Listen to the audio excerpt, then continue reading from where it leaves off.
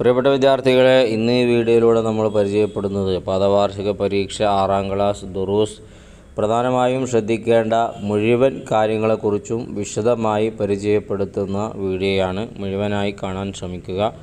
ആദ്യം നമുക്ക് കഴിഞ്ഞ വർഷത്തെ ചോദ്യപേപ്പർ ഉത്തരസഹിതം പരിചയപ്പെടാം. അതിനു മുന്നേ നിങ്ങൾ സബ്സ്ക്രൈബ് ചെയ്യാത്തവരാണെങ്കിൽ മദ്രസയുമായി ബന്ധപ്പെട്ട എല്ലാ വിഷയങ്ങളും നേരത്തെ തന്നെ നിങ്ങളിലേക്ക് എത്തുന്നതിന് വേണ്ടി സബ്സ്ക്രൈബ് ചെയ്യാൻ മറക്കരുത്. ക്ലാസ് ഇഷ്ടപ്പെട്ടാൽ കമൻറ്റിലൂടെ അറിയിക്കണം, ലൈക്ക് ചെയ്യണം. ഇൻഷാ അല്ലാഹ് നമുക്ക് ചോദ്യത്തിലേക്ക് കടക്കാം. ഒന്നാമത് ചോദിച്ചിട്ടുള്ളത് യോജിച്ചവ ചേർക്കാം എന്നുള്ളതാണ്. അതിൽ ബ്രാക്കറ്റിൽ ആരാധന ആവുകയില്ല 99 യഅലമുഹ അതിനെ അറിയും, ല ഫസദത രണ്ടും ഫസാദായി പോകും, നാശം സംഭവിക്കും.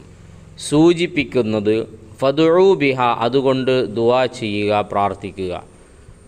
ഒന്നാമതായി ചോദിച്ചിട്ടുള്ളത് ലൗകാന ഫീഹിമ ആലിഹത്തുൻ ഇല്ലല്ലാഹു അല്ലാഹു അല്ലാതെ മറ്റൊരു ദൈവം ഉണ്ടാവുകയാണെങ്കിൽ ല ഫസദത രണ്ടും ഫസാദായി പോകും, രണ്ടും നഷ്ടമാവും. കാരണം ഒരു ദൈവം എടുക്കുന്ന തീരുമാനത്തിനെതിരായിരിക്കും മറ്റൊരു ദൈവം എടുക്കുന്നത്. അപ്പോൾ രണ്ടും കൂടെ മുന്നോട്ട് പോവുകയില്ല, അത് നാശം സംഭവിക്കും. 2 വമാ തസ്കുതു മിൻ വറഖത്തിൻ ഇല്ലാ യഅലമുഹ കൊഴിഞ്ഞു പോകുന്ന ഓരോ ഇലകളെക്കുറിച്ചും ഇല്ലാ യഅലമുഹ അറിയുക തന്നെ ചെയ്യും, അല്ലാഹു അറിയും. മൂന്നാമത്തത് ഉസ്താദുമാർ, മഹാന്മാർ തുടങ്ങിയവരോട് കാണിക്കുന്ന വിനയവും താഴ്മയും അത് ആരാധന ആവുകയില്ല, അത് ആരാധനയല്ല. നാലാമത്തത് അള്ളാഹുവിൻ്റെ പരിശുദ്ധ നാമങ്ങൾ 99 നമുക്കൊക്കെ അറിയുന്നതാണ്. വലില്ലാഹി അസ്മാഉൽ ഹുസ്ന അള്ളാഹുവിനിക്ക് നാമങ്ങളുണ്ട്. ഫദുഊഹു ബിഹ അതിനെ മുൻനിർത്തി അള്ളാഹുവിനോട് പ്രാർത്ഥിക്കുക. ആറാമത്തത് പേരുകൾ കൂടുന്നത് ഒരാളുടെ മഹത്വത്തെയാണ് സൂചിപ്പിക്കുന്നത്. ഈ രൂപത്തിലാണ് അതിനെ പൂർത്തിയാക്കേണ്ടത്. ഇതിൽ പറഞ്ഞ 6 വിഷയങ്ങൾ 6 പ്രധാനപ്പെട്ട കണ്ടൻറ്റുകളാണ് പാഠഭാഗത്തിലെ. അത് പ്രത്യേകം നമ്മൾ മനസ്സിലാക്കി വെക്കണം. ഈ ചോദ്യപേപ്പറിൽ യോജിച്ചവ ചേർക്കാമെന്ന രൂപത്തിലാണ് ചോദിച്ചിട്ടുള്ളത്. ചിലപ്പോൾ അടുത്ത പരീക്ഷയ്ക്ക് പൂരിപ്പിക്കാനോ അല്ലെങ്കിൽ മറ്റെന്തെങ്കിലും രൂപത്തിൽ ചോദിച്ചേക്കാം.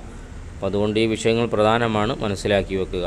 നമുക്ക് അടുത്ത ചോദ്യത്തിലേക്ക് കടക്കാം. രണ്ടാമത് ചോദിച്ചിട്ടുള്ളത് വ്യക്തമാക്കാം എന്നുള്ളതാണ്. അതിൽ 3 ചോദ്യങ്ങൾ വരുന്നുണ്ട്. അതിൽ ഒന്നാമത്തത് തൗഹീദ്, അള്ളാഹുവിനെ മാത്രം ആരാധ്യനായി വിശ്വസിക്കലാണ് തൗഹീദ്. രണ്ടാമത് ഇബാദത്ത്, അങ്ങേ അറ്റത്തെ താഴ്മയും വിനയവും ബഹുമാനവും കാണിക്കുന്നതിനാണ് ഇബാദത്ത് എന്ന് പറയുന്നത്. മൂന്നാമത്തത് ഇഹ്സാനിൻ്റെ മറ്റൊരു അർത്ഥം നന്മ ചെയ്യുക എന്നുള്ളതാണ്. പ്രധാനമാണ്. നമ്മുടെ പരീക്ഷയുടെ പാഠഭാഗങ്ങളിൽ ഇമ്പോർട്ടൻ്റ് ആയിട്ടുള്ള 3 ചോദ്യങ്ങളാണ് ചോദിച്ചിട്ടുള്ളത്. 3 പഠിച്ചു വെക്കുക. 2 എന്തായാലും പരീക്ഷയ്ക്ക് നമുക്ക് പ്രതീക്ഷിക്കാം. മൂന്നാമത് ചോദിച്ചിട്ടുള്ളത് പൂർത്തിയാക്കാം എന്നുള്ളതാണ്. ഒന്നാമത് വവസ്സൈനൽ ഇൻസാന ബി വാലിദൈ ഒരായത്തിൻ്റെ ഭാഗമാണ്.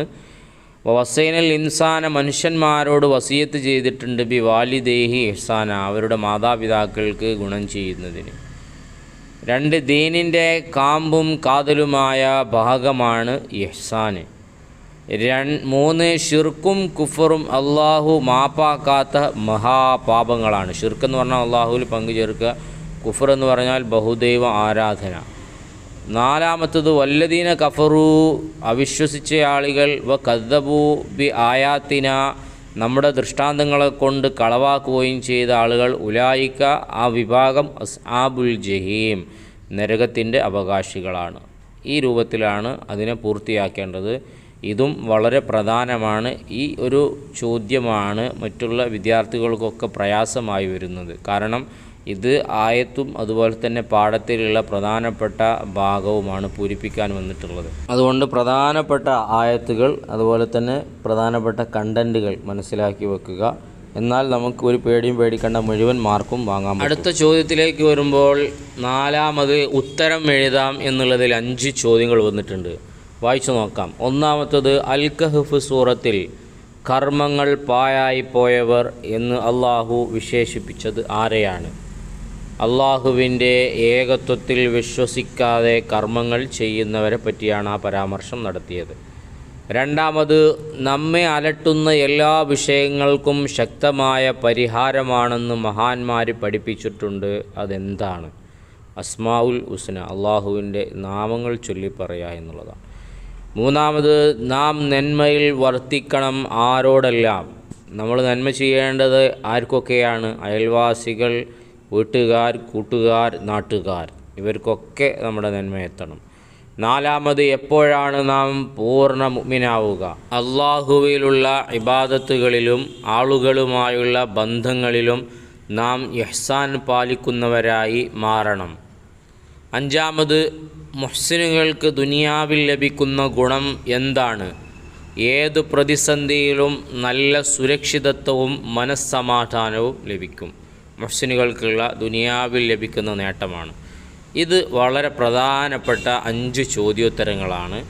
1-2 തവണ കേട്ടുകൊണ്ട് പഠിച്ചു വെക്കുക. ഇൻഷാ അല്ലാഹ് പരീക്ഷയ്ക്ക് ഇതിൽ നിന്ന് 3 ചോദ്യം നമ്മൾ വളരെയധികം പ്രതീക്ഷിക്കുന്നുണ്ട്. അടുത്ത ചോദ്യത്തിലേക്ക് വരുമ്പോൾ, 5-മത് ക്രമത്തിലാക്കാം. ബ്രാക്കറ്റിൽ ഡിസോർഡറായി കൊടുത്തതായി നിങ്ങൾക്ക് കാണാം. അതിനെ ശരിപ്പെടുത്തി താഴെ എഴുതി കൊടുത്തിട്ടുണ്ട്. അൻ തഅബുദല്ലാഹ കഅന്നക തറാഹു വ ഇല്ലം തകുൻ തറാഹു ഫഇന്നഹു യറാക. അള്ളാഹു നിന്നെ കാണുന്നുണ്ടെന്നതുപോലെ നീ അള്ളാഹുവിനെ ആരാധിക്കണം. നീ അള്ളാഹുവിനെ കാണുന്നില്ലെങ്കിലും അള്ളാഹു നിന്നെ കാണുന്നുണ്ട്. ഇതാണ് അതിൻ്റെ സാരം. ഇതും പഠിച്ചിരിക്കണം, കാരണം പരീക്ഷയ്ക്ക് ചോദിക്കാൻ സാധ്യതയുണ്ട്. ഈ പ്രാവശ്യം ആയത്ത് ഡിസോർഡറായി കൊടുത്തത് എഴുതാനാണെങ്കിൽ ചിലപ്പോൾ സാരം അതിൻ്റെ ആശയം എഴുതാനായിരിക്കും. 6-മത് ചോദിച്ചിട്ടുള്ളത്, അസ്മാഉൽ ഹുസ്ന കൊണ്ട് കള്ളികൾ നിറക്കാം. അൽ മുഅ്മിനു ഇങ്ങനെ പോയിട്ട് അൽ ജബ്ബാറു, അൽ ഫത്താഹു, അൽ ബാസിത്തു എന്ന് കൊടുത്തിട്ടുണ്ട്. അതിനെ നമ്മൾ പൂർത്തിയാക്കി എഴുതണം. അൽ മുഹൈമിനു, അൽ അസീസു, അൽ മുത്തക്കബിറു, അൽ ഖാലിഖു, അൽ ബാരിഉ, അൽ മുസവ്വിറു, അൽ ഗഫാറു, അൽ ഖഹാറു, അൽ വഹാബു, അൽ റസാഖു, അൽ അലീമു, അൽ ഖാബിലു. ഇങ്ങനെ കള്ളികൾ നിറച്ചിരിക്കുന്നു. ഇതിൽ ഡിസോർഡറായിട്ട് ഓർഡർ പ്രകാരം തന്നെ എഴുതണമെന്നില്ല. നിങ്ങൾ പഠിച്ചു വെച്ചത് ഏതാണോ അത് എഴുതി കൊടുത്താൽ മതി.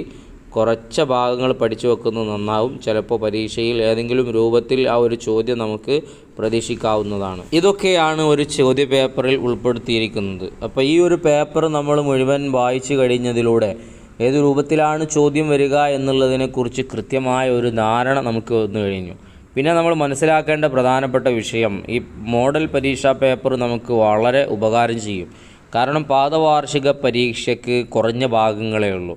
അപ്പോൾ ഈ വരുന്ന ചോദ്യങ്ങളിൽ 50% അടുത്ത പരീക്ഷയ്ക്കും നമുക്ക് കൃത്യമായി പ്രതീക്ഷിക്കാം. കാരണം കുറഞ്ഞ പാഠഭാഗങ്ങളുള്ളതുകൊണ്ട് ചോദ്യങ്ങൾ അത്ര മാത്രമേ പ്രധാനപ്പെട്ടതുണ്ടാവുകയുള്ളൂ. അതുകൊണ്ട് 2 തവണ കേട്ടാലും നമുക്ക് നഷ്ടം വരികയില്ല. പലർക്കും വളരെയധികം ഉപയോഗപ്പെട്ടിട്ടുണ്ട്. നിങ്ങൾക്ക് ഉപയോഗപ്പെട്ടിട്ടുണ്ടെങ്കിൽ അത് കമൻറ്റിലൂടെ അറിയിക്കുക. നമ്മൾ കഴിഞ്ഞ പരീക്ഷയ്ക്കൊക്കെ പരിചയപ്പെടുത്തിയ പേപ്പറിൽ ഒരുപാട് ചോദ്യങ്ങൾ അതുപോലെ വന്നിട്ടുണ്ട്.